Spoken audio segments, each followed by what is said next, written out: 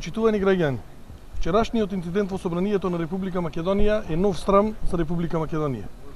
Поскандалозниот 24 декември, кога власта на Груевски, Јанкуловска и Ставрески со помош на извршителот Велјановски ги сврлија пратениците на опозицијата и новинарите од парламентот, јасно беше дека во Република Македонија е укината парламентарната демократија.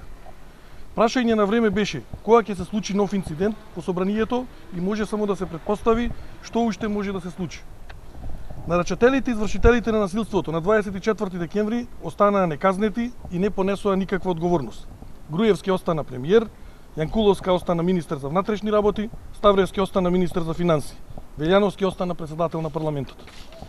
Оваа четворка на власт праќа порака до пратениците дека насилството и тепачките во Собранието се прифатлив начин на однесување и дека се може да помине.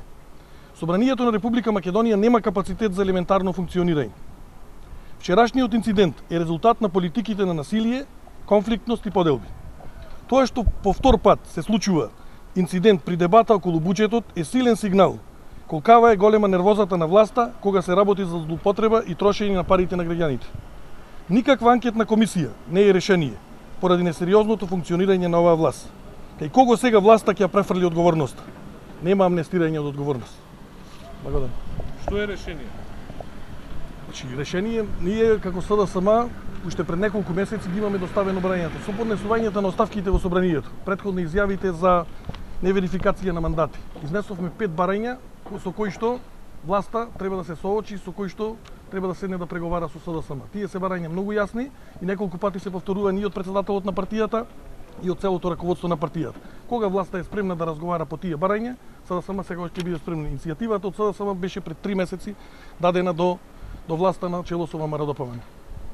Тоа значи дека наредните избори по тие услови што вие ги нудите, односно критериуми, би биле решение за ваквата, да речам, недемократска атмосфера во парламентот, кога опозицијата е отсутна? Значи, мислам дека во неколку наврати, како што и претходно кажав, и брифирано од председателот на партијата, беше кажано дека овие 5 барања не се само барање на опозицијата.